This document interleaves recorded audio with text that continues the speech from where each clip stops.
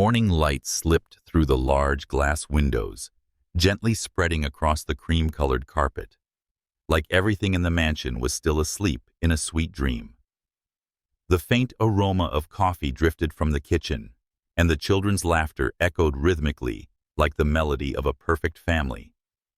Lucas King, once dubbed the Manhattan Iceberg, was now buttoning his shirt with a faint yet warm smile as he heard his wife Nia calling the kids to breakfast. 9 children, 9 miracles. A family that seemed to have stepped out of the most beautiful dream a person could imagine. But Lucas didn't know. All it would take was a single glance, and a crack could form right at the center of that perfect pane of glass. That day marked the 7th birthday of the children, a garden party filled with cake balloons and cheerful applause. Lucas lifted each child into his arms, kissing their foreheads softly, a simple yet loving habit. But when it came to the 4th girl, Arielle, he paused momentarily. Her small face tilted gently under the sunlight, and in that fleeting moment, something vague, yet deeply unsettling passed through his eyes. Not the same at all. Not the kind of, each child has their look, but the kind that screamed, not belonging. No cold gray eyes like Lucas. No soft curve of Nia's lips. Instead, a presence, as if someone else had placed her there, among the 9 children he had loved unconditionally, yet somehow overlooked for 7 years. Lucas said nothing, not because he didn't dare to, but because he didn't want to. He didn't want to destroy the happiness they had spent so long building. But the cruel truth about intuition is this: once it awakens, it never truly goes back to sleep.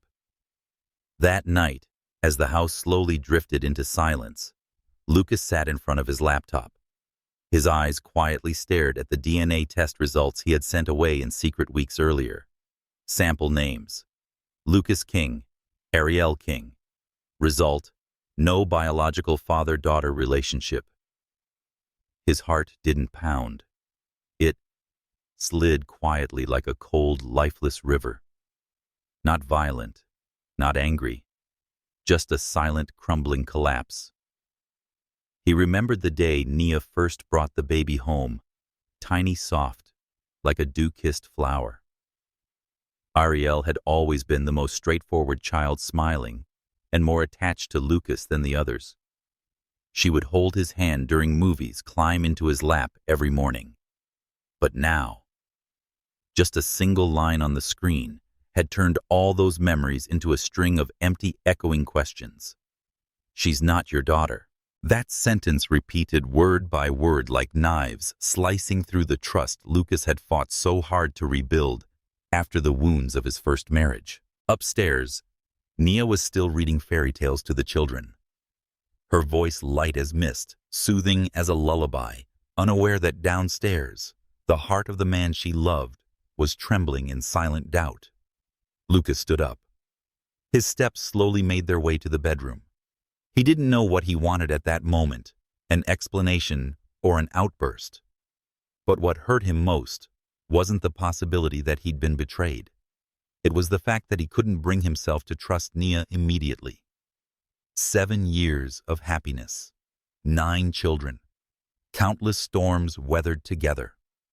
A single DNA result now skews all of it. This was no longer just a doubt. It was a thin, delicate crack, but just enough for light to seep through, reflecting on everything they once believed to be true. What happens next? Did Nia truly hide a secret? Or is this just a cruel twist of fate? The story is far from over, and each chapter will reveal shocking secrets from the past, the hospital, and the seemingly perfect children themselves. If you've ever believed in love, but feared losing what you loved most, then stay with this story. Leave a comment if you felt Lucas's ache. Like this video if you believe that sometimes doubt doesn't come from reason, but from the fear of losing something precious. And don't forget to subscribe so you won't miss part the argument with no winner, where trust and pain collide, and the first real fracture begins in a seemingly perfect family. Are you ready to face the truth? Because sometimes, the truth is what we fear most. The bedroom still carried the faint scent of lavender from the freshly washed bedding, mixed with traces of baby milk lingering in the air. The bedside lamp cast a warm yellow glow, lightly illuminating the family portrait on the wall, where Lucas and Nia stood, embraced by 9 little angels, their innocent smiles lighting up the entire frame. Lucas leaned against the bedroom door, gripping the DNA test results he had just printed from an email. The paper wasn't heavy, but the words printed on it felt so weighty, they made it hard for him to breathe. His heartbeat slowed, as if his body was trying to reject the truth resting in his hands. Nia had just finished bathing their 2 little boys and was folding a small towel, her gaze soft and unsuspecting. When she turned around, a smile was still on her lips. "You're not asleep yet. I'll put the kids to bed tonight. You should get some rest." Lucas looked at her for a long time without responding. In his eyes there was something that made Nia's smile slowly fade. She put the towel down and stepped closer. "What's wrong, Lucas?" He said nothing. A silence stretched tight like a string about to snap. Then, very slowly, he raised the sheet of paper. Nia frowned and reached to take it, but Lucas didn't let go immediately. Only when she gave a gentle tug did he release it. Nia glanced down at the results. Just the first line stopped her cold. "You. I need to know the truth." Lucas's voice was low, not loud, but forceful enough to silence any defense before it could be spoken. "I don't want to live with a vague feeling. I've been there once before. And the ending you already know." Nia looked up. Her eyes were clear. No anger, no panic. Just a sharp, cold line cutting across her gaze. She folded the paper, set it down on the table, then spoke slowly. "You think I betrayed you?" Lucas clenched his hands lightly. He couldn't ignore the hurt in her voice, but the fear inside him was too big, too deep, leaving no room for retreat. "Tell me the truth." "Arielle isn't my child." Nia gave a faint smile. Not a sad one, not bitter, just like a delicate curtain slowly tearing in the wind. "Not your child. Yet I've held her in my arms for the past 7 years. I don't know what to say, Lucas, because you chose to believe a piece of paper over the person standing before you. So what are you saying? You didn't know about this?" Lucas's patience began to fray.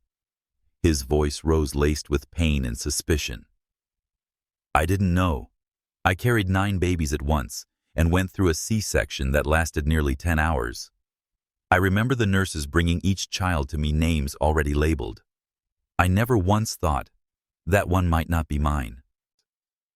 Lucas looked at her as if searching for a trace of deceit, but all he saw were reddened eyes trying hard not to let the tears fall. "You think I could fool the entire hospital, fool you, fool the world, just to raise a child who's not yours for 7 years for what?" Lucas didn't answer, because he didn't have a clear answer. The doubt within him wasn't rational. It was an old wound bleeding again, and all it took was a slight nudge, like a child who didn't resemble him, to make it burst open. "I'm not angry that you did the test," Nia said, her voice slowing. "I'm just hurt that after all these years, your first thought was betrayal, not that there might be another explanation." Lucas turned away. Something inside him cracked, but he said nothing. Silence, the weapon of those hurt before. Lucas, Nia said softly, "If tomorrow another result said that the other 8 aren't your children either, what would you do?" "Leave me. Leave. All the kids." That question hit like a punch to the chest. Lucas felt himself sinking. He turned back, his eyes clouded by a storm of emotions. But Nia didn't wait for a reply. She turned and walked toward the bed where Arielle lay sleeping peacefully. She bent down, placed her hand on her daughter's soft hair, and whispered, "Wherever you came from, I've already chosen to love you." Lucas stood frozen. Inside him, questions echoed without answers. His mind still screamed, "It can't just be a mistake." But his heart, the one that had once shattered and had been painstakingly mended by Nia, whispered something else. She's not lying. But because he couldn't be sure, he couldn't trust. And because he couldn't trust, they could no longer love each other fully at that moment. Outside the window, rain began to fall. The first drops landed on the glass like the stifled sobs of the night. There was no winner in that argument. Only two people in love slowly slipping away from each other, because of a truth not yet fully seen. And because, once the heart has a crack, it's hard not to hear the wind whistling through. The next morning, the New York sky wore a layer of soft gray clouds like a light shawl draped across a woman's shoulders, quietly closing the door to her heart. Nia woke earlier than usual, not because of work, not because of the children, but because she knew today she had to leave.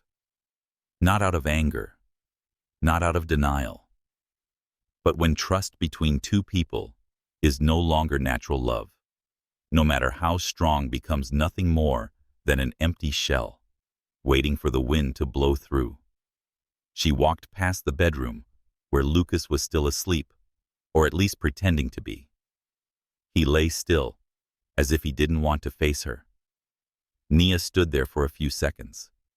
She tried to say something, but didn't. There are moments in life when certain words, once spoken, only make the listener hurt more and leave the speaker emptier. On the vanity table she left a letter. White paper, slanted handwriting, ink bold, and even like the steady breath of a heart stitching itself back together after a resounding crack. "I'm not angry with you. I'm just sad that after all these years, your trust in me is still weaker than your fear of the past. I won't try to prove anything anymore. The truth may speak for itself when your heart is willing to listen instead of doubt. I'm taking the children to my mother's for a while. When you're ready, come, not to say sorry, but to choose again, if you still want to." Nia packed everything neatly. She folded each shirt, each tiny sock of the children's, as if wrapping up the sweetest years of her life. No tears, only a quiet emptiness so calm it felt cruel. She didn't call a taxi. She rented a small moving van because there were 9 children and a piece of her heart left behind in that house. The kids didn't quite understand what was happening. They only saw that their mom seemed a little sadder, a little quieter than usual. But when Nia said, "We're going on a little trip for a while," they all cheered except for Arielle. The little girl looked up at her mother and blinked. "Daddy's not coming with us." "Mommy?" Nia paused. That question was like a small thorn gently piercing her chest. She smiled, bent down, and hugged her daughter. "Daddy will come later, sweetheart, when he's ready." Arielle didn't ask anything more. She nodded, then quietly climbed into the van. When Lucas woke up, the house was already more than half empty. No sound of little feet running across the wooden floors. No laughter from Nia echoed from the kitchen. No plastic cups full of milk lined up neatly on the table. He reached for the pillow beside him. It was still warm, but the blanket had been folded. Even Nia's nightgown was no longer draped over the chair. Then he saw the letter. Thin paper, bold ink, but every word weighed like a boulder on his chest. Lucas read it again and again, and each time his chest hurt more. He walked down to the kitchen and poured himself a glass of water. But as he raised it to his lips, he saw his hand trembling.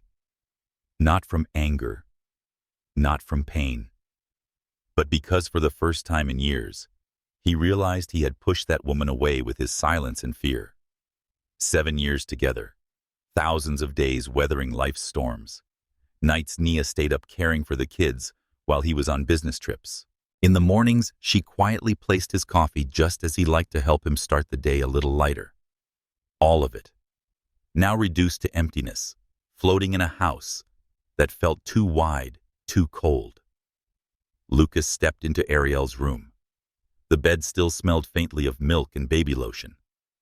On the table, a crayon drawing a man holding the hand of a curly-haired girl. Beneath the drawing, the shaky but rounded letters read, "Me and Daddy." Lucas dropped into the chair. His eyes didn't blink.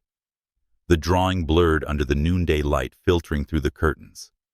He had never imagined that one act one he thought was protecting the truth could tear apart his entire world overnight.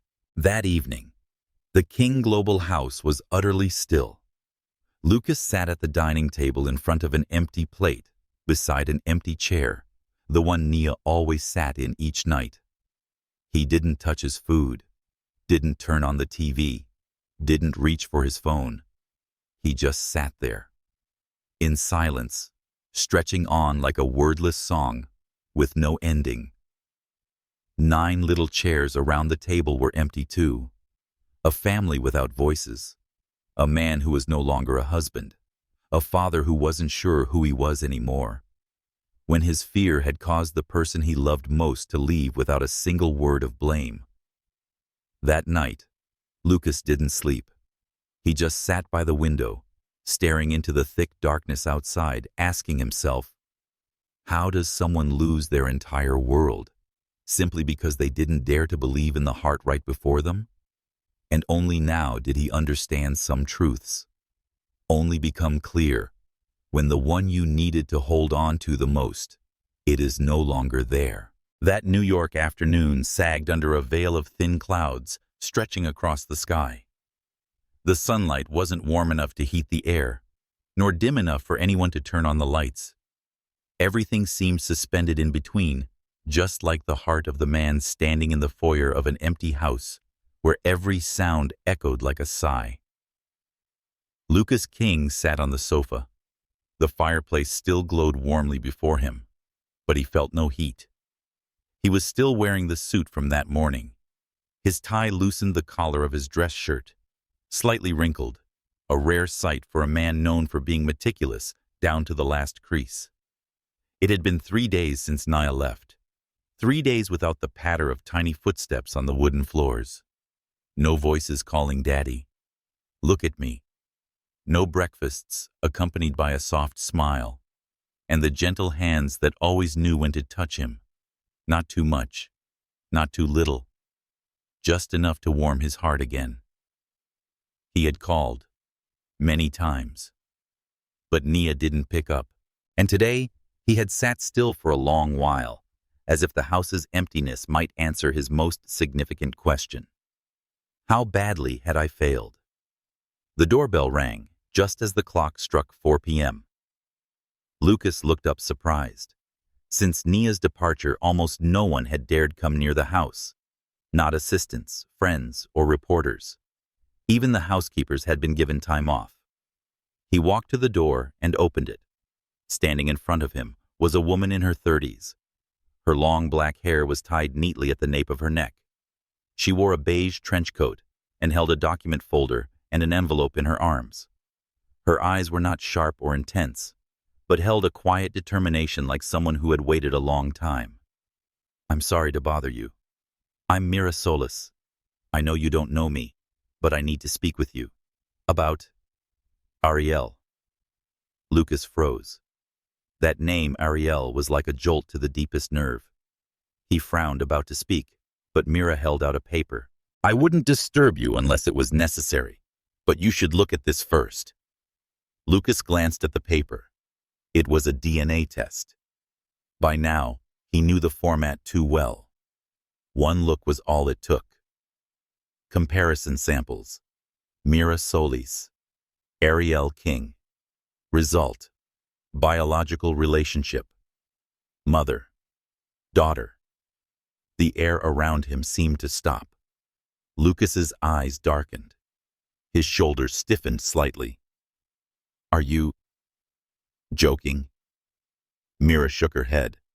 I wish I were. They sat across from each other in the living room. Meera was so composed that Lucas felt like he was the one who needed calming. She didn't cry. She didn't accuse. She was just a woman coming to reclaim a piece of her life that had been swapped away. I gave birth to a baby girl on May 3rd at St. Clair Hospital. It was a C-section just like your wife. But there was only one baby. They named her Clara. Lucas looked into Meera's eyes, unable to hide his skepticism. Then, why is the child here? I don't know. But I started to suspect when Clara grew up without resembling me or anyone in my family. I stayed quiet for 7 years thinking maybe it was just nature, until she had a minor accident and needed a blood test. That's when the hospital found the blood type didn't match mine. And that's when I began to investigate.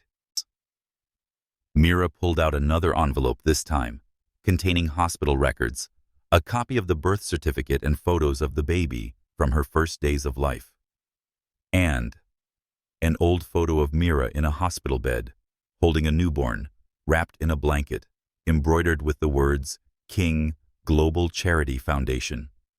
I don't know how it happened. Maybe a nurse made a mistake. Maybe someone mislabeled the ID bands.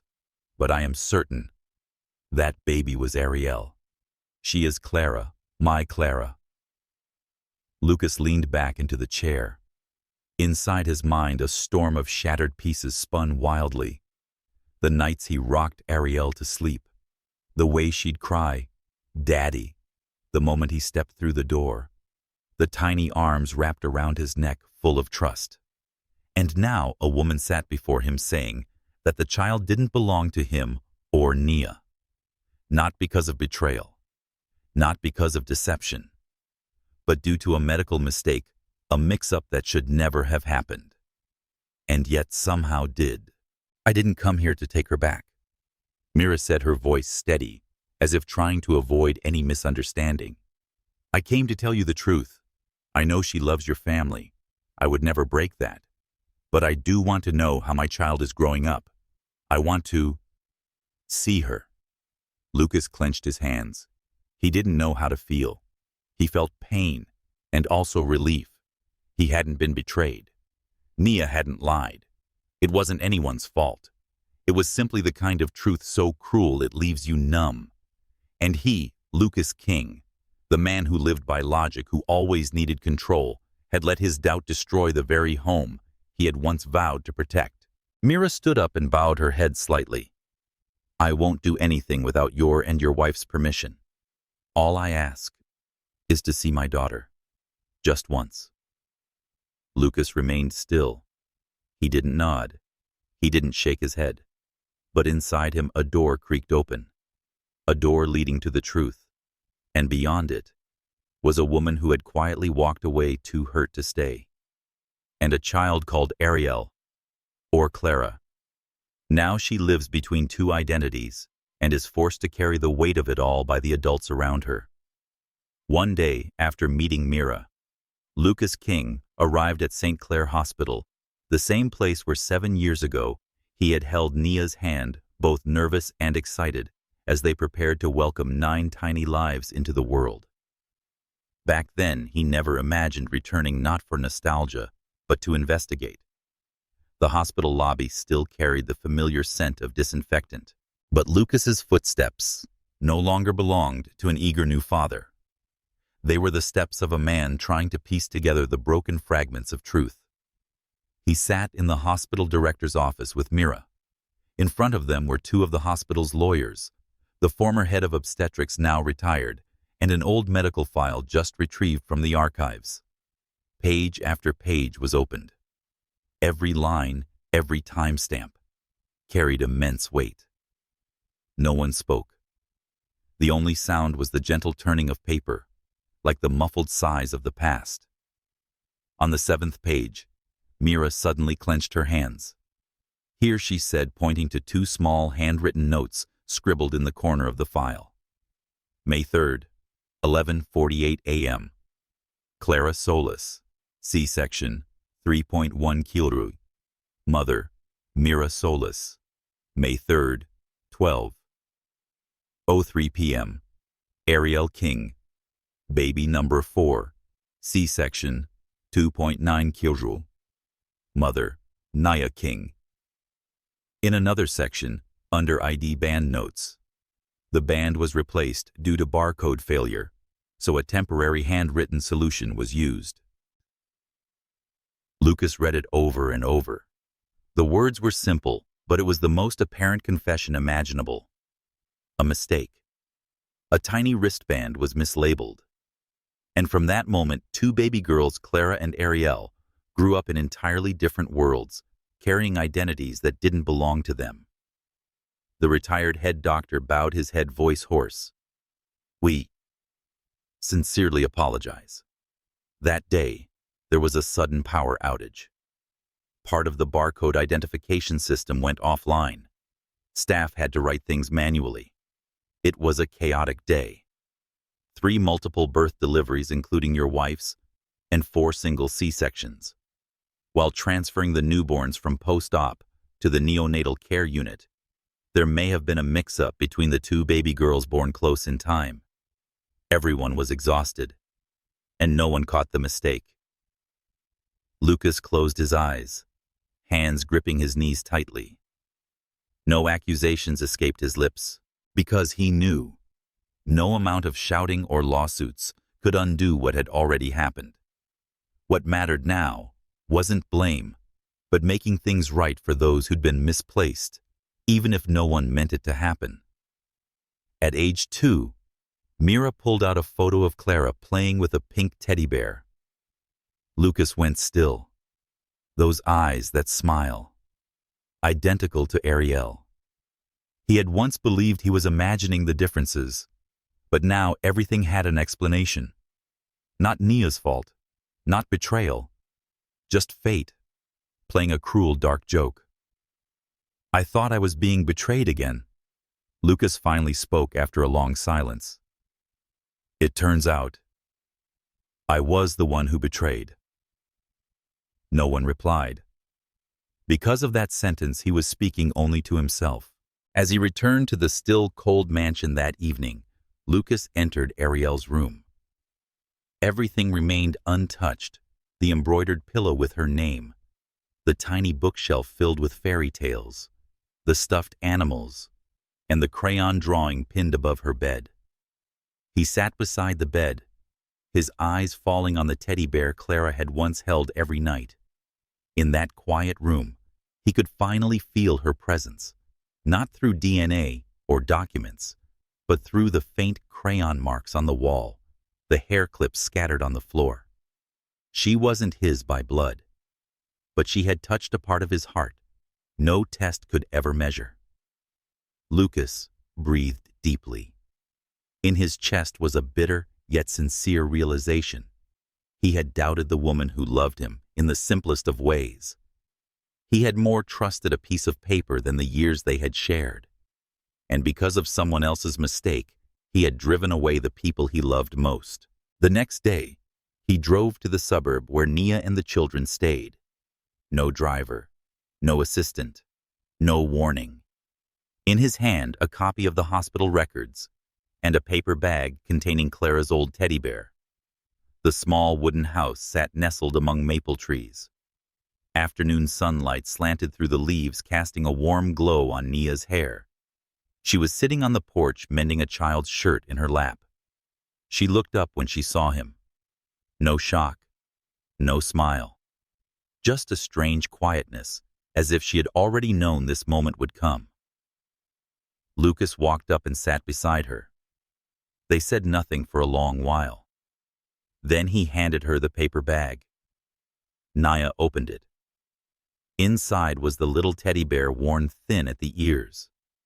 She hugged it to her chest, her fingers tracing the old stitches. She missed it a lot, Nia said softly. Lucas turned to her. His eyes were no longer cold. "I was wrong. I should have trusted you, no matter what." Nia shook her head gently. "It's not always easy to trust someone, especially someone who's been hurt before." She wasn't accusing him. And that, more than anything, made Lucas feel small. He handed her the hospital file. For several minutes, Nia read in silence. Her eyes didn't cry. Only for a moment did she close them very slowly, as if saying goodbye to a sacred piece of memory. Clara, she said, has always been my daughter, even if blood says otherwise. Lucas nodded. So, what do we do now? Nia looked into the distance, where the children played under the golden light, where Arielle or Clara laughed freely, unburdened by everything. She answered in a whisper, as soft as the breeze. No one's been switched. If love is still in the same place. 1 week after the truth was revealed, Lucas King returned to the old mansion, the place that had once been a home, a sanctuary, the center of all the emotions he had built with Nia over the past 7 years. But today, everything there was just an echo.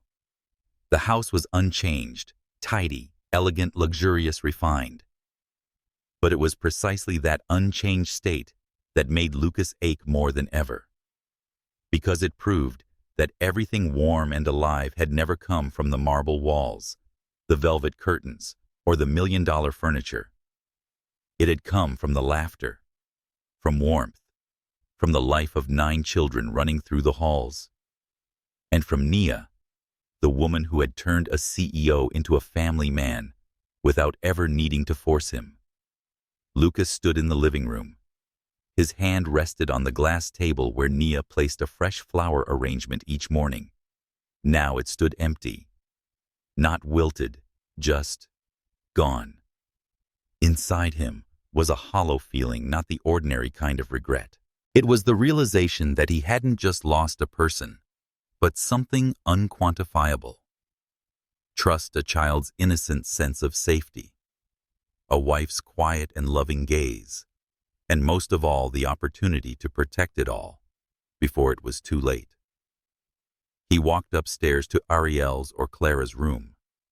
The bed was still neatly made, but the corner of the wall where she used to draw with crayons had been wiped clean, leaving only faint smudges like memories that hadn't faded. Lucas sat down, his eyes landing on a small notebook still on the shelf. He opened it.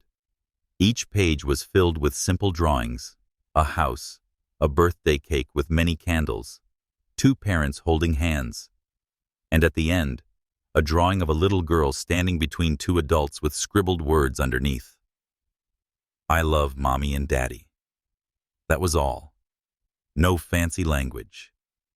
No need for proof. Just love in its purest, most innocent form. And Lucas realized he had been the first person to make that child question a love that should have been a given. That afternoon, Lucas visited his in-laws, Nia's parents. The small wooden house in the suburbs was just as he remembered, it filled with the scent of baked goods and pine wood. When he stepped inside, Mrs. Johnson, Nia's mother, didn't speak. She looked at him for a long while, then quietly poured him a cup of hot tea and placed it before him. No blame, no bitterness. She's used to not being trusted, Lucas, she said slowly, folding laundry.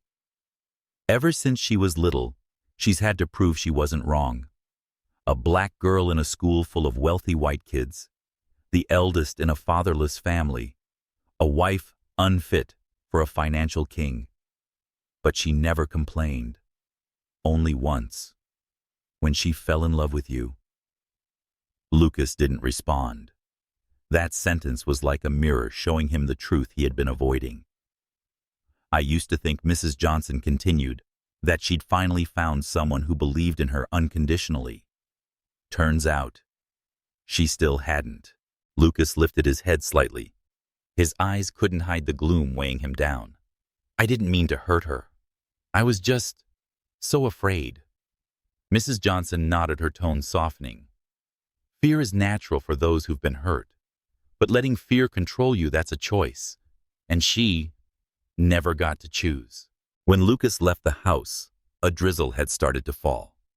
He drove aimlessly along a moss-covered road, unsure of where he was headed.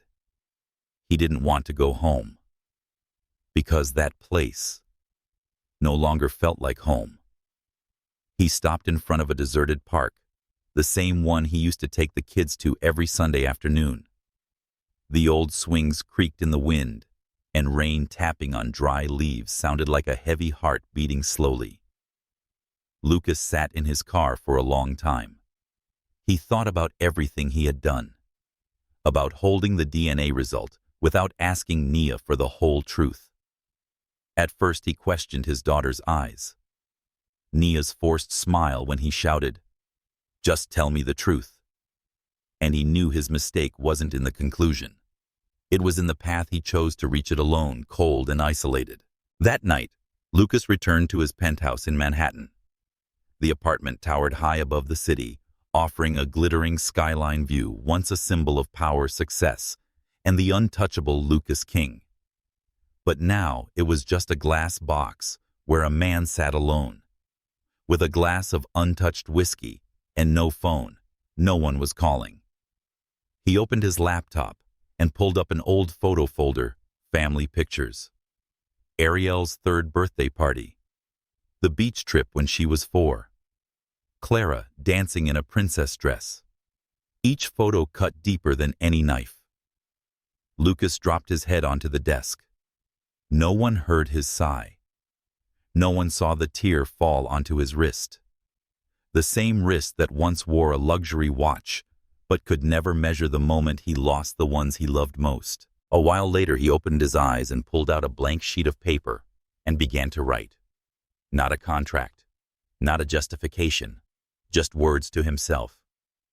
I used logic to protect a family built from the heart, and because of that, I lost everything. If you're reading this, Nia, please know, it wasn't because you were different from the woman I once knew, but because you were too similar. Similar in your gentleness, your unconditional love. And I feared the very thing I longed for the most. I pushed you away, not because I didn't love you, but because I loved you too much and feared losing you. But in the end, I lost you anyway.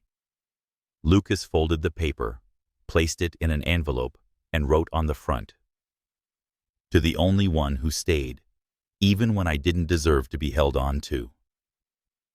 And for the first time in years, Lucas King did not sleep beneath a dazzling chandelier or the hum of background jazz. He slept in darkness, with a single dream: to start over even just once. The long rains stretched afternoon into night, softening the city's edges. New York no longer bore the sharp, unyielding look of a bustling financial hub. Instead, it seemed cloaked in a misty gray veil, wet, quiet, and melancholy. Just like the heart of Lucas King, the man who once shook markets with a single nod, now sat silently by the window of the highest floor in King Global Tower, his gaze distant as he counted the raindrops sliding slowly down the glass. 7 days had passed since that fateful meeting with Meera. 7 days since he touched the truth and paid for it with a fracture that would never fully mend. And 7 days living in silence. No one to talk to, no one to sit across from at dinner. Lucas's heart no longer held anger or suspicion. It was depleted, quiet, aching only when he remembered Nia's eyes that day, on her mother's porch, holding the frayed teddy bear Clara once cuddled every night. Those eyes didn't accuse, but in their calm stillness was a quiet message that made him feel like he no longer deserved forgiveness. That afternoon, Lucas visited someone he never imagined he'd seek out: David Lang, a former private investigator, now running a small firm, specializing in finding missing family members. David looked at him with curiosity and a hint of disbelief. "I didn't think Mr. King needed someone like me. Last time we met, Cayman's CEO was hiding assets, right?" Lucas gave a faint smile. "This time, it's not about assets. It's about my wife and my children." David dropped the sarcasm. He opened his laptop and asked a flurry of questions. Lucas answered each one with clinical precision: names, routines, shops, Nia frequented bus routes she used to prefer, and even her habit of baking vanilla waffles every weekend evening. David stopped typing and looked at Lucas. "You're not losing your mind, King. You're just remembering everything you lost." Lucas gave a slight smile, one that never reached his lips. 3 days later, Lucas had a lead. A traffic camera had captured a white delivery van with a temporary plate in Vermont the same day Nia left New York. The vehicle was parked in front of a small grocery store in Lyndonville. The woman in the image wore a wide-brimmed hat and a face mask, but her frame, her eyes behind those sunglasses, it was her. Lucas drove 7 hours through winding mountain roads and dark green forests to a tiny lakeside town. No skyscrapers, no honking horns, no rush. Just a single main street, a handful of small shops, an old library, and a pastel blue bakery with a hand-carved wooden sign, Suite 9. He stopped the car. In front of him was the shop. Through the foggy window, he saw a woman tying on an apron, hair pinned up, holding a tray of freshly baked cookies. No makeup, eyes tired but gentle. The same woman, the same hands, but no longer his. Lucas didn't go in. He stood across the street leaning against a large maple tree, his hands clenched without realizing it. His eyes followed her every movement as she picked up a fallen napkin, leaned down to whisper something to a young assistant, or sat by the window to take a deep breath, as if spring itself brushed across her shoulder. He stood there for a long time. No calling her name, no grand gesture, just his eyes. Speaking the words his voice could no longer carry. It wasn't until dusk that a group of children came pouring into the shop, their voices rising like sparrows. And then, a familiar voice rang out from within the crowd. "Mom, Mom, Clara wants more cookies." Lucas froze. A little girl darted past the window, wearing a cream-colored top, pigtails bouncing, her eyes bright. It was Arielle, or Clara. The child he had once doubted, once lost, now laughing as if no storm had ever passed through her life. She reached up to the counter, standing on tiptoe to grab another cookie, then suddenly turned. Her eyes locked with a pair of eyes across the street, where Lucas still stood frozen. She paused. Lucas pressed his lips together, his heartbeat skipping. He didn't know if she recognized him, didn't know how she'd react. But then, Clara smiled, just briefly, softly, then turned back around. She didn't run out. She didn't turn away. Just a glance. A moment, but enough to leave Lucas breathless. That night, he didn't return to New York. He rented a small room in a guest house a few blocks away. A simple room. White sheets, old wooden walls. No air conditioning. Just a slow ceiling fan spinning above him. He lay there staring at the ceiling, listening to wind tap the windows and insects chirping in the forest outside. For the first time in years, Lucas felt like he didn't belong to any city. No longer looked like a CEO. No longer the man who dictated the fates of others. Just a man, trying to find the home he had pushed away. And for the first time, he began to wonder what would happen if Nia never came back. Would he have the courage to stand in that truth, to accept her absence as a permanent reality? Could he start over, not with promises, but with proof? That night, Lucas didn't dream. Only a quiet yearning burned steadily in his chest, to once again walk into that little bakery kitchen, to hear Nia gently scold, "Don't drink coffee before breakfast," and to hear Clara call him Daddy, not because of DNA, not because of proof, but because that little heart still had room for him. Rain fell all night long. droplets tapping on the tin roofs of the small town, sounded like the heartbeat of someone quietly aching in a sea of uncertain longing. At dawn, Lindenville lay under a thin layer of mist. The sun had yet to break through the ash-gray clouds, but the maple trees lining the streets swayed gently, as if stretching to welcome a day that wasn't in any rush. Lucas had been awake since before first light. He had never known a morning this quiet. No phone ringing, no meetings, no pile of reports, only the wind, the soft remnants of rain on the eaves, and the slow, careful rhythm of a heart afraid to touch what had already shattered. He stepped out of the inn holding a transparent umbrella.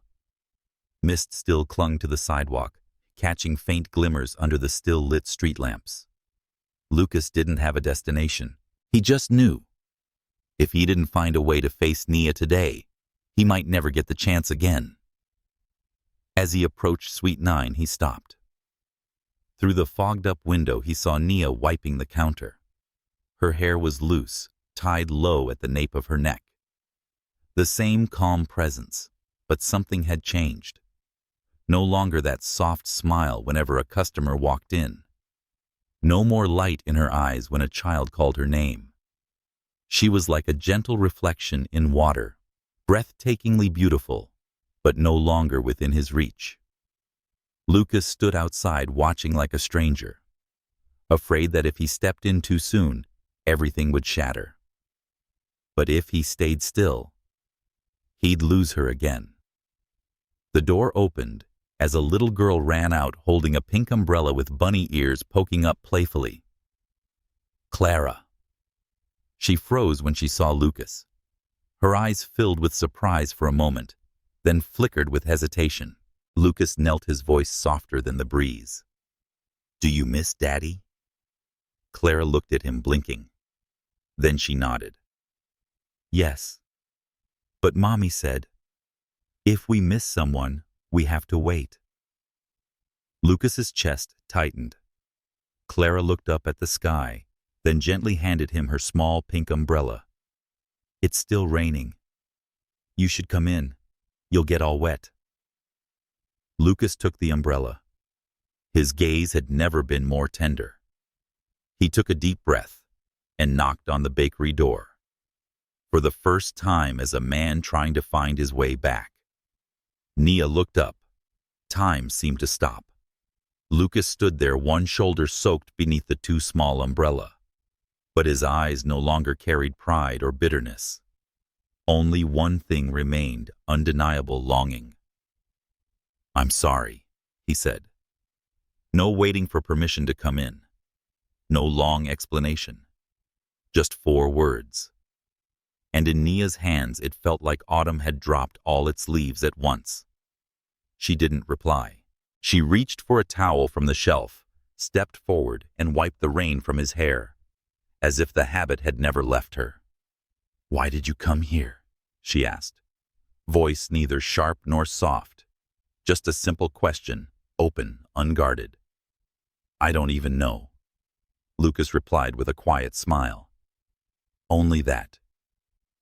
When you were gone, I realized I wasn't myself anymore. A mansion means nothing if your laughter's not there. Everything I built means nothing if I can't keep the one woman who believed in me, when even I didn't believe in myself." Nia turned away. Her fingers gripped the towel, as though trying to hold on to something trembling inside her. Lucas stepped closer, just enough for their breaths to touch. "I was wrong, Nia.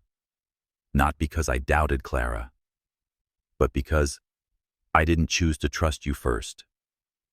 A tear slid from the corner of Nia's eye. It wasn't the rain. Lucas reached up, about to wipe it, but she took a small step back, gentle but firm. "I never walked away from you, Lucas. I just stepped out of a love where I had to prove I was innocent." Silence. Nia looked at him.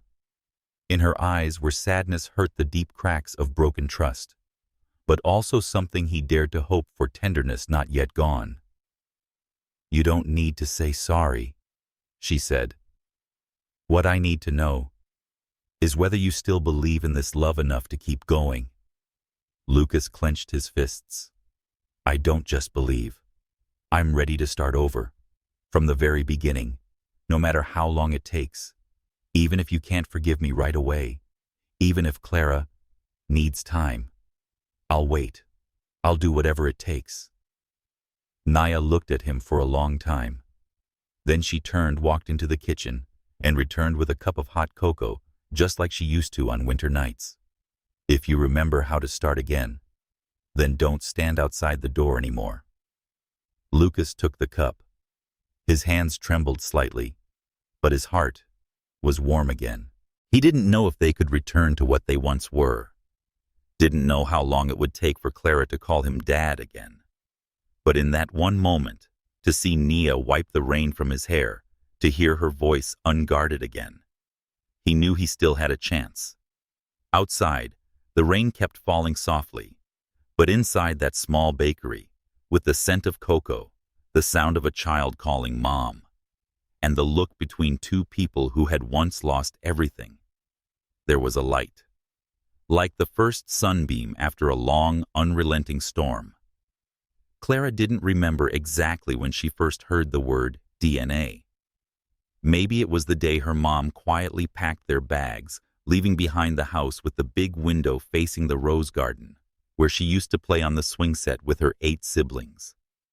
Maybe it was the night her mom held her close, kissed her gently without a word, then quickly turned away, as if to hide a tear that wasn't meant for a child to see. All Clara knew was that after that day, nothing felt the same. Mom became quieter. Her big brother stopped fighting over candy. Her big sister no longer hid birthday cards under her pillow. And Daddy didn't come home at his usual time anymore. For a while, Clara thought maybe it was her fault. Maybe because she spilled orange juice on Dad's shirt. Or because she drew crayon squiggles all over the table Mom had just cleaned. But the more she thought about it, the heavier her heart felt. Like a dry leaf in summer light, fragile, and left unnoticed on the ground. Moving to the small town, everything felt new. The house smelled like pine wood and the warm pastries Mom baked every morning. And the sound of roosters crowing startled Clara the first time she heard it. But new didn't mean familiar. Each night, Clara lay beside her 8 siblings, yet she felt like she was living on another planet. Sometimes she would stare into the mirror wondering, why don't I look like anyone else? Why is my hair curlier? Why are my eyes a lighter color? And when she began to understand the words, grown-ups used words like mistake switched another mother, she started to feel like a misplaced item in the wrong box. Not because she wasn't loved, but because she began to wonder. Was that love meant for her? While helping Mom clean the bakery one afternoon, Clara saw a strange woman come in. She didn't ask for cookies. She just stood quietly for a long time in front of the display. Her eyes followed Clara's every movement, as if searching for something she had lost a long time ago. Her name was Meera. Clara didn't know why, but from first glance, something tugged at her small heart. Meera wasn't glamorous like the models in Dad's magazines, not elegant like the clients at King Global, but her eyes, they were warm like an old quilt on a cold night. That day, Meera finally bought a single cookie. She held it in her hand for a while before softly asking, "Do you like sunflowers?" Clara blinked and nodded. "I used to draw them a lot. At our old house, there was a little garden full of sunflowers." Meera smiled, then gently pulled something from her coat pocket, a small yellow hair clip shaped like a sunflower petal. It was worn frayed at the edges, but somehow it felt familiar. "I've kept this ever since a baby girl was placed in my arms 7 years ago." Clara's eyes widened. Her heart pounded like a door being blown open by an unexpected gust of wind. Meera didn't say more. She placed the clip in Clara's hand and left. But in that brief moment, Clara felt something she couldn't explain with words. A connection, not from logic, but from instinct. That night, Clara told her mom about the woman. Nia went quiet, then finally asked, "How did you feel when you saw her?" Clara thought for a while. "I'm not sure, but I wasn't scared, and I don't want you to be sad." Nia pulled her into a hug. For the first time in weeks, they embraced tightly, as if that single touch could mend the cracks inside their hearts. A few days later, Daddy showed up. Clara wasn't surprised, even though she'd only seen him on TV lately somehow. She always knew his eyes would find her again one day. When she saw him standing in the rain, one shoulder soaked from holding her tiny pink umbrella, she didn't know whether to laugh or cry. But when their eyes met, she felt her little heart whisper, "That's my dad."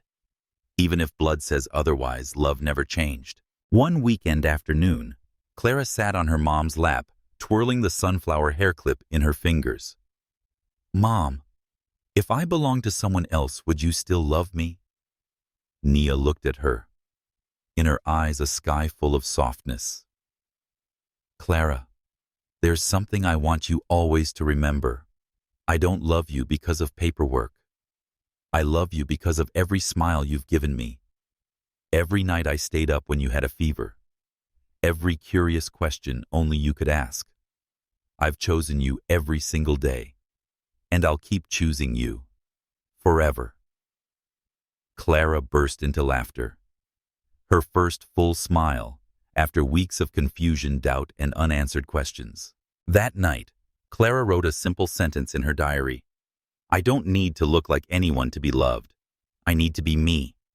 And I've been loved just like that." Then she closed the notebook, pulled the blanket up, and gazed at the clear sky after the prolonged rain. The breeze slipped in soft as Mom's hand. Footsteps echoed outside Daddy's. And in Clara's little heart, for the first time in a long while, everything felt truly peaceful. That morning, the town of Lindenville glowed with an unusual brilliance. The sun rose early golden light piercing the soft morning mist and blanketing the quaint wooden rooftops in a pale warm hue. A gentle breeze carried the scent of lavender from distant hills, gliding across porch rails, window panes, and lifting white curtains like strands of a sleeping maiden's hair. In the warm kitchen of the Sweet Nine Bakery, the sound of a spoon lightly tapping a porcelain cup echoed softly, blending with the scent of butter and vanilla. Nia adjusted the oven dial while glancing toward the back, where Clara sat at a wooden table, legs swinging quietly, humming along to a classical tune playing from an old radio. Lucas sat across her, folding a paper airplane from a leftover menu scrap. He was no longer the cold CEO of the past, nor the guilt-ridden husband. Today, he was simply a father relearning how to listen, smile at the right time, and fold an airplane that didn't veer sideways. The bakery door creaked open. A breeze drifted in, and with it came Meera. She wore a soft blue wool dress, her hair tied neatly, her eyes calm and composed. But her gaze was different today, deeper, more resolute, like someone who had walked through too many sleepless nights and come out stronger on the other side. Nia looked up. Their eyes met. No tension, no caution. Only a quiet understanding, the kind that could only bloom between two women who had once stood on opposite ends of the same heartbreak. Lucas nodded and poured Meera a cup of tea, a gesture that needed no words. They sat down together, 3 adults each holding a piece of Clara's heart, none of them wanting to cause it harm. Meera opened her bag and pulled out a folded piece of paper. Not legal documents, not a DNA report. A handwritten letter, the cursive gentle though slightly shaky toward the end. "I wrote this last night." Meera began, her voice as light as morning mist. "Not to take her back, but to find another way. A path where none of us has to choose between love and letting go." Lucas glanced at her, brow furrowed. Nia said nothing, her eyes still on Clara now, asleep on the table, hand clutching the half-folded paper airplane. I used to think knowing the truth would be enough, Meera continued. But after meeting Clara, seeing her eyes when she talks about both of you, I realized it's not blood that makes a family. It's time. It's care. It's the love that's built moment by moment. Nia blinked. Somehow, a tear had fallen onto her apron. Meera took a deep breath, unfolded the letter, and slid it toward them. I don't want Clara to have to choose. I don't want her growing up feeling like something that was fought over. So, I propose this. Let me be part of her life alongside you both. No conflict, no separation. Just a second mother, like an aunt, a mentor, an extension of the love she already has. No one spoke.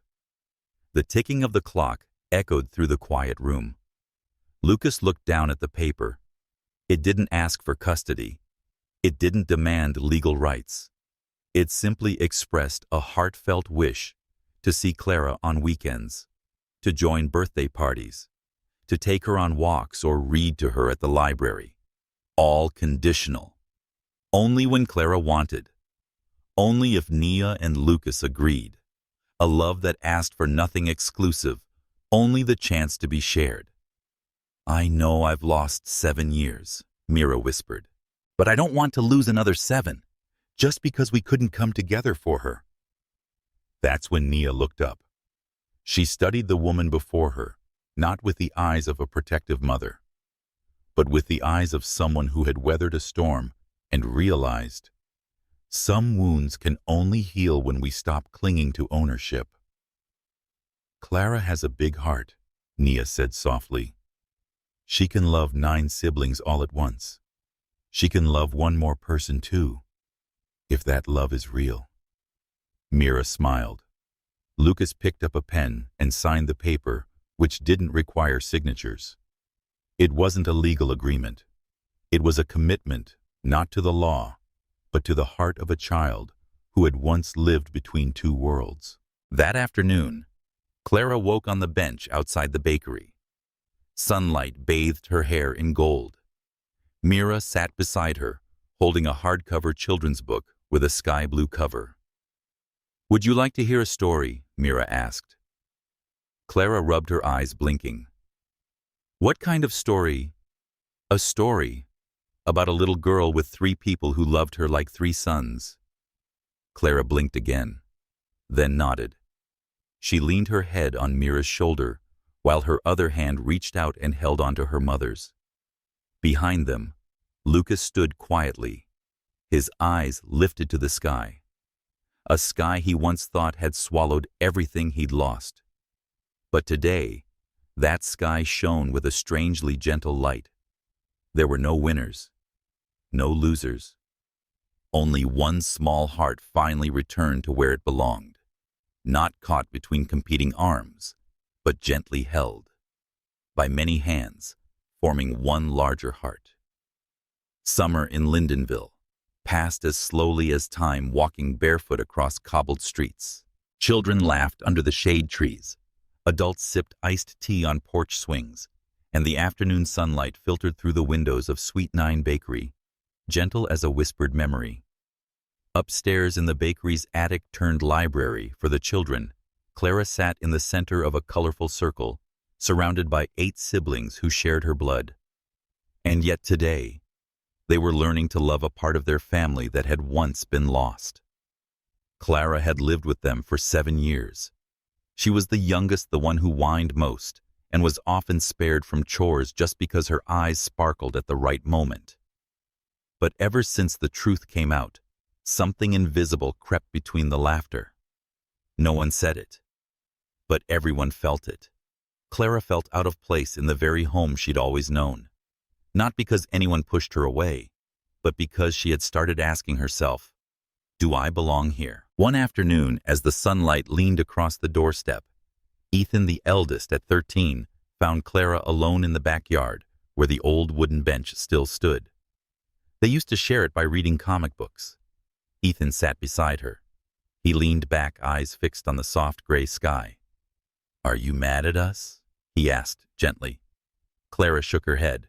then nodded, then shook it again. I don't know. Ethan glanced at her, brow furrowed. He was the big brother, but he'd never felt so confused. To him, Clara was still his little sister. No different.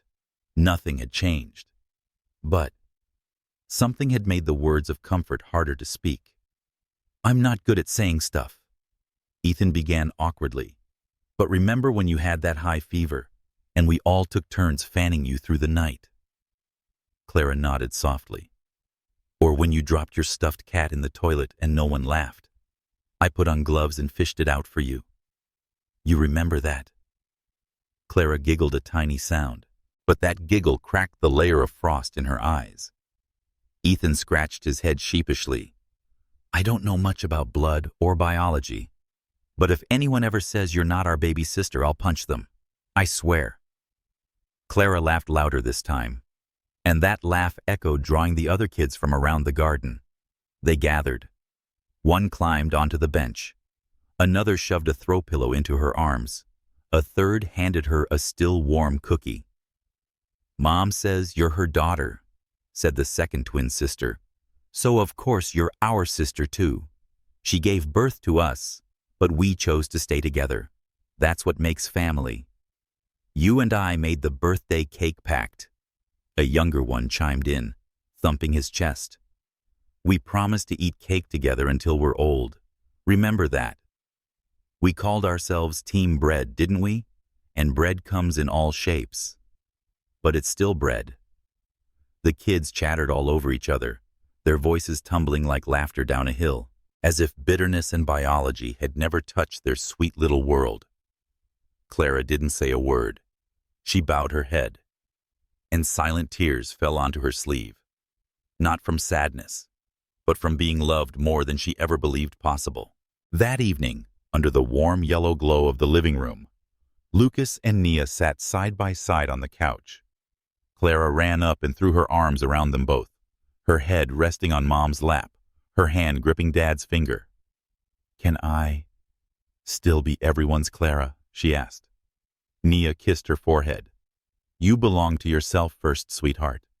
But because you chose us, we'll always belong to each other. Lucas stroked her hair, his eyes wet with emotion. He had once doubted fatherhood.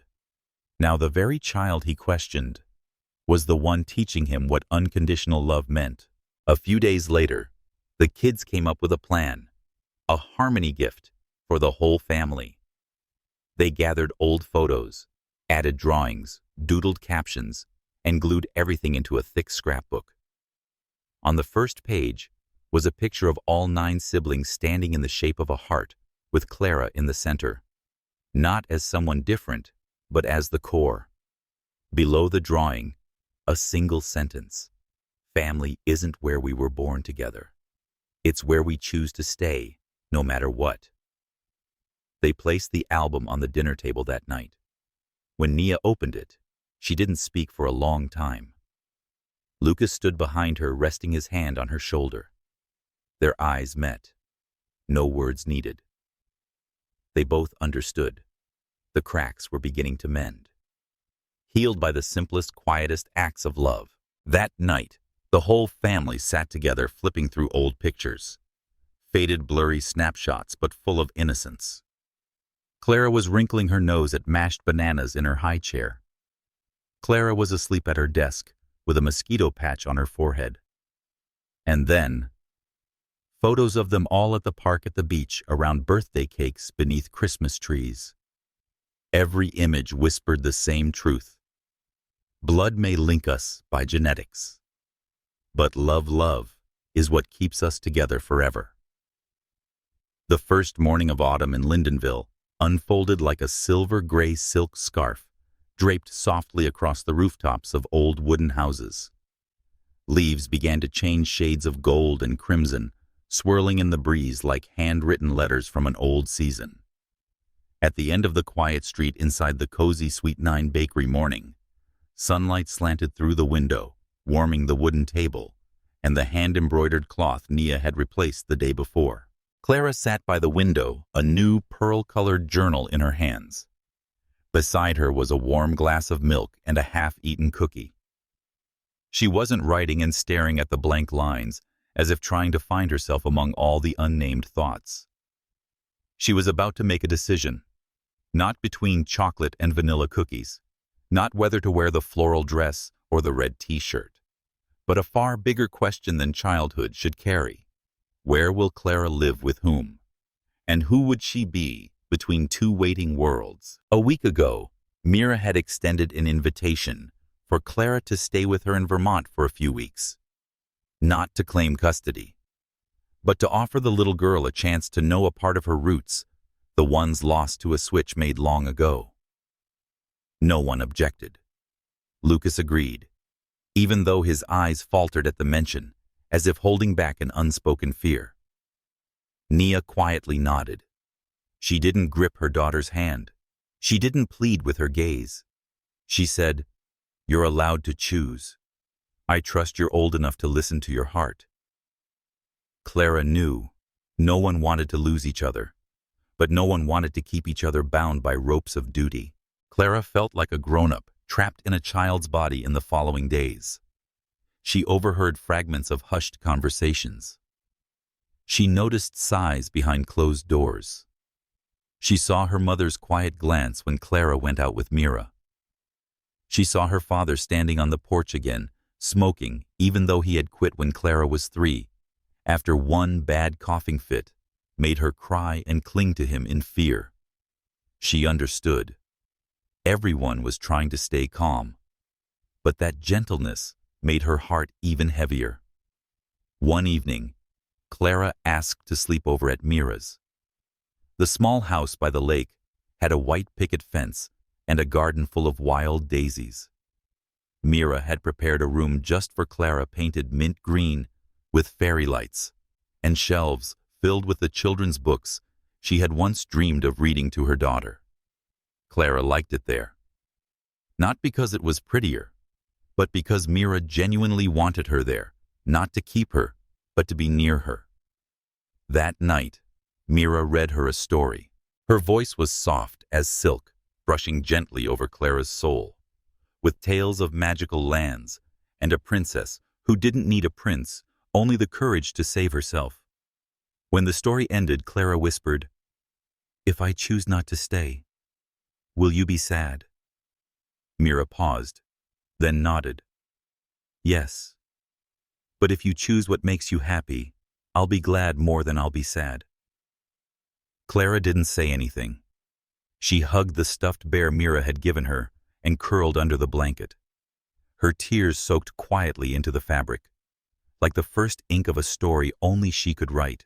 Clara asked Meera to drive her back to the bakery the next morning. When she walked in, both Nia and Lucas were in the kitchen. They didn't act surprised. They had taught themselves not to cling, not to expect. But when Clara walked toward them, she hugged her mother's waist, then took her father's hand. It felt like they could finally breathe again. Clara stood between them, her eyes as clear as an autumn lake. "I want to say this to all 3 of you," she began. "I've thought a lot. I like staying at Miss Meera's. She makes me laugh. I feel familiar with her, like I've seen her before in a dream. But when I wake up, I miss Mom's baking, Dad's half-finished bedtime stories, and all my noisy siblings fighting over the TV remote." She looked down, then lifted her head, voice firm. "I don't want to leave this place. I want to stay with Mom and Dad. But I also want Miss Meera to be part of my life. I don't want to choose just one. I choose all 3 of you." The room fell silent, not from confusion, but from emotion. Nia pulled her daughter into her arms. Lucas reached out, resting his hand on Meera's shoulder. No one sobbed, but in their eyes, something shimmered deeper than tears. Maybe for the first time, they all exhaled truly finally. No more conflict, no more fear, only love. Finally put back in the right place. That evening, the whole family gathered around the table. Clara sat in the middle recounting her little adventure in Vermont like a storybook journey. Each tale is a bridge mending the distances that had once pulled them apart. The kids listened with awe. Ethan pretended to sulk. The twin sister proposed forming the Sibling Council for Clara protection, in case Miss Meera ever tried to steal weekend custody. Everyone laughed. Meera sat at the end of the table, her gaze no longer heavy with regret, but glowing softly like a lake catching the light of a new crescent moon. Clara looked around at them all, and for the first time in a long while, she knew she was exactly where she belonged. Not because it was perfect, not because of blood or reason, but because she was given the choice, and even after choosing, she was still loved, as if no crack had ever existed at all. The October breeze was cool enough to make people shrug their shoulders when stepping outside, but not yet cold enough to chase the children away from their games beneath the maple trees. The sunlight had turned the color of honey streaming through a white wooden fence, blanketed in ivy. The air carried the unmistakable scent of fall-damp earth-ripe apples, and somewhere nearby the sound of birds chirping as they nested for winter. Upstairs in the room behind the bakery, Ethan sat at his desk, a pencil in hand, still unsharpened.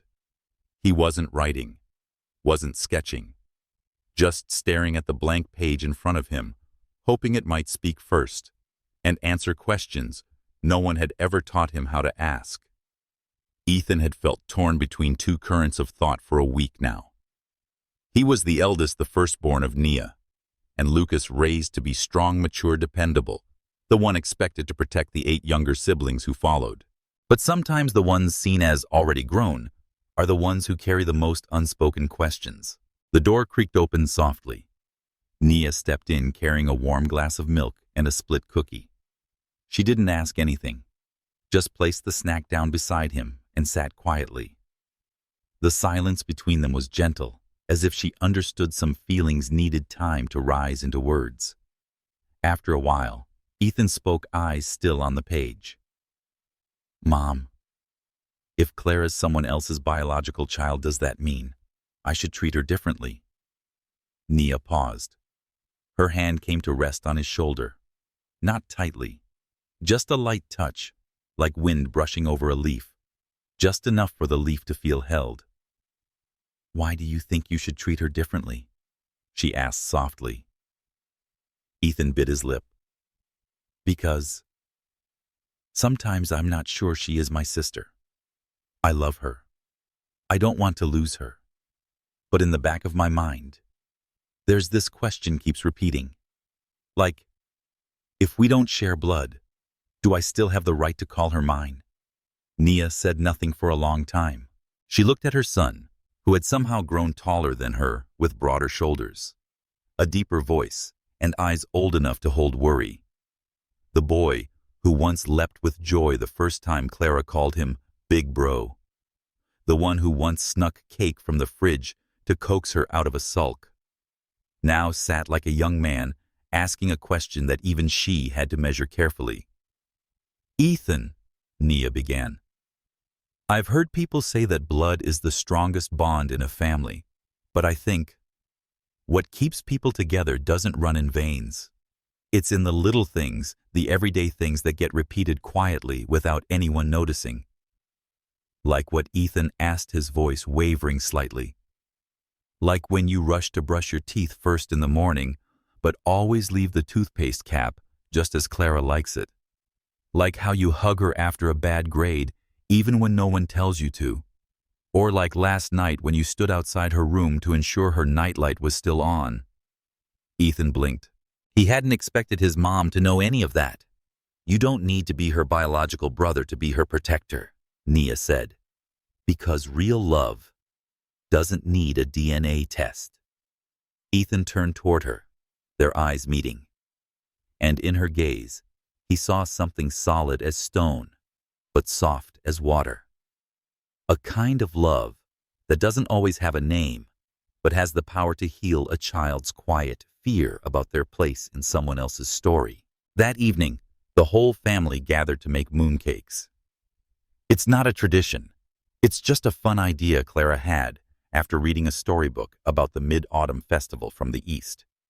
The kids chattered excitedly as they kneaded dough. Some made perfect rounds. Others were lumpy. One forgot the filling ratio entirely. The kitchen was soon covered in flour laughter and the sweet smell of syrupy sugar. Clara kept glancing at Ethan. She said nothing, but her sparkling eyes seemed to wait for a sign that her big brother, her fortress, was still standing firm. Later, under the warm yellow lights, as everyone tasted their odd-shaped mooncakes, Ethan rolled a half-eaten piece across the table and handed it to Clara. "This was mine, but if you want it, it's yours." Clara took it, lips pressed together, and then she smiled. She didn't need an apology, just a gesture, something small to know that her big brother was still hers, untouched by whispers or truths. Long after the house had fallen asleep that night, Ethan returned to his desk.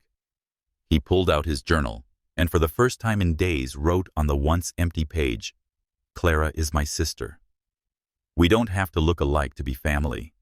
I'm not afraid of losing her, because I choose to love her, not out of obligation, not for a title, but because she's Clara. That's it." He closed the journal. And for the first time in many nights, Ethan slept deeply. No dreams, no lingering questions. Just the quiet, even breath of a boy who had crossed the threshold of doubt and found his way home through a love that needed no definition. Evening in the hills of Lindenville wore a velvet robe dotted with stars, glittering but never showy. The new moon hung across the sky like a gentle pause in the symphony of recent upheavals. The whole family gathered under the stars on the patch of lawn behind the bakery, peering through an old telescope Lucas had brought home from the city. The children sprawled out like the spokes of a wheel, legs tangled pointing at constellations with boundless imagination. Clara toddled over to Meera, sitting quietly off the side, and slipped a tiny candle into her hand. "You shouldn't sit alone," she whispered. "Your light should be part of my sky too." Meera smiled and pulled Clara into her arms. Her eyes shimmered not from the wind. Meanwhile, Lucas stood beside Naya. He didn't say anything. He gently adjusted the knit scarf around her shoulders as the early autumn breeze swept through, revealing the curve of her neck, a familiar sight that calmed him to see it. Since everything that happened, they hadn't spoken much about the past. Not out of denial, but because some pain needs to be left alone in silence. Lucas understood now. Love wasn't in promising never to hurt her. It was learning how to make things right after he had done wrong. He had gone full circle, from shattered trust to sleepless nights filled only with wind, pressing through an empty window frame, until he realized what he feared most wasn't betrayal. It was losing the one woman who had chosen to stay, even when he doubted her the most. That night, once the children had drifted off inside, the garden still glowed softly with leftover candlelight. Mint cinnamon and freshly cut grass mingled like the closing notes of a love song without music.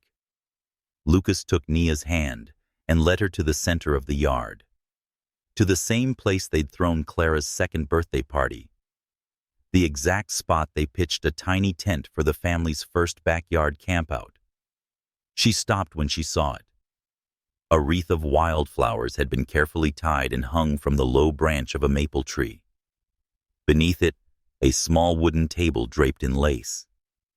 And at the center, a tiny red velvet box. She turned to him.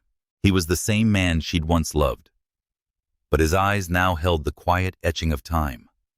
No more arrogance, no more pride, just a love that was weathered raw and sincere, like the earth itself opening to embrace them. Lucas knelt, not for the first time, but this time, it was with a broken heart, and I learned how to rebuild. Nia. His voice trembled, thick with emotion. I won't ask for forgiveness, because some things can't be erased. But I want to ask for a chance, not to start over, but to continue from where we once almost let go. He opened the box. Not a dazzling diamond like the first time. Not a lavish restaurant proposal in the heart of the city. This time, the ring was simple. Set with a single amber stone, the color of late afternoon light, the same shade as her eyes whenever she watched the children play. I chose this stone, he said, because amber is the only thing that holds the light of time. Just like you who held the last of my light when all I had left was darkness. Nia didn't speak at first. She just looked at him for a long time. Her eyes held no tears, only a deep, quiet light that kept him from looking away.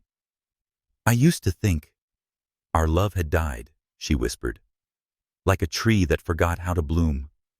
But then Clara came, and the kids kept growing, and you kept showing up quietly every day.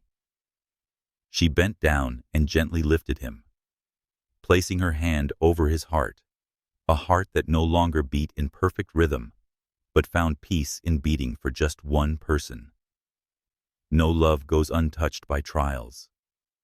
What matters is, after all of it, are you still choosing to stay and keep walking forward with me? Lucas clutched her hand like a drowning man reaching land. Nia nodded, just once, but it was enough to make the entire night sky tremble. He slid the ring onto her finger, not as a claim of possession, but as a vow to himself. Love isn't a guarantee. It's a commitment to protect, nurture, and cherish it every single day. From the upstairs window, Clara peeked through the curtain. A tiny smile formed on her lips before she tucked herself back under the covers. She didn't need to hear the proposal to understand. All it took was the way her parents looked at each other. Love didn't have to be perfect. It just had to be real and brave enough to stay. High above Lindenville, Orion's belt sparkled clearly in the open sky. That night, the moon wasn't the brightest thing above them, and because of that, the smaller stars had their chance to shine. Just like two people once broken who found in their brokenness a way to love each other again. Winter arrived late in Lindenville that year. Snow hadn't fallen yet, but the air carried the chill of memory settling gently into place. The trees stood bare. Their leaves surrendered while strings of lights began to glow along porches and rooftops. The Sweet Nine Bakery was busier than ever, its warm, buttery scent of cinnamon mixing with soft, vintage Christmas carols echoing through the cozy air. Clara stood behind the counter, a star-shaped cookie cutter in her hand. She turned it slowly in her palm, her eyes shining as if they lit up the entire shop. On the wall behind her, the bulletin board was filled with photos, snapshots from a strange and miraculous year. But right in the center, one space remained. A promise was waiting to be fulfilled. A new photo. A family photo. But this time, not just 9 children, one mother, one father. This time, everyone who had chosen to love one another through doubts, mistakes, and scars decided to stay. Nia gently smoothed the pleats of Clara's dress, her eyes quietly watching her husband across the yard. Lucas was adjusting the tripod, still meticulous as ever. But today, his hands trembled slightly while inserting the camera battery. Not because of the cold, but because his heart was pounding. In a moment, he once thought he'd never live to see again a whole family. Not perfect, but complete. Meera arrived early carrying a hand-knit scarf and a box of almond cookies. Clara ran into her arms as if Meera had never left at all. No one mentioned titles or roles or scars. They called each other by name, with smiles, with glances that gently laid down the weight of old wounds. The children arranged themselves in a U shape, making space in the center for the three grown-ups. Clara stood in front, holding a glitter-dusted artificial snowflake. She smiled and tilted her head. "Are you sure the camera can fit everyone?" "Dad," Lucas chuckled and nodded. "If not, we'll take another, and another, until no one gets left out." Laughter bubbled through the group, and in that fleeting moment, something settled softly in every heart, like the first snowflake of the season, like forgiveness without a single word, like love that had ripened after every storm. The photo was taken on a timer. Lucas pressed the button, then dashed across the yard, wrapping his arm around Nia's waist, as if they'd never had days when they nearly let go. Meera stood beside Clara, one arm around her, the other hand gently clasped in Ethan's. The boy who had once questioned, once doubted, but had since learned to open his arms to a love far greater than himself. The flash burst, and in that second, a moment was caught forever. The photo wasn't perfect. One child blinked. Someone tilted their head too far. But what was perfect was the emotion in each pair of eyes, in each gentle grip of the hand, in every unscripted smile. That night, after a warm dinner, Clara quietly climbed onto a chair and placed the new photo in the center of the bulletin board. In neat handwriting, she wrote beneath it, "We don't get to choose where we're born, but we do get to choose how we love. And when we choose love all the way as if there's no tomorrow." Lucas read the words. Nia stood beside him, slipping her fingers into his without a word. Nothing else needed to be said. They had made it through the doubts, through the lonely nights, through the winds that tried to tear them apart. And now, they stood in the season where hearts could rest, breathe, and bloom again. Somewhere out in the vast world, there are still stories without endings. Families are still searching for each other, and children don't yet know where they belong. But in this small house at the end of a quiet street, in a town no one knows, a family just finished the most turbulent chapter of their lives. Not with promises, but with a choice repeated each day to stay, to love, to forgive, and to keep walking forward together. If you've stayed with this story until the end, perhaps you carry fragments of love loss and longing to belong. Leave a comment if your heart stirred somewhere along the way. Like this video if you believe that big enough love can heal any crack, and subscribe to join the following story, where ordinary people live extraordinary lives through one simple thing they choose to love.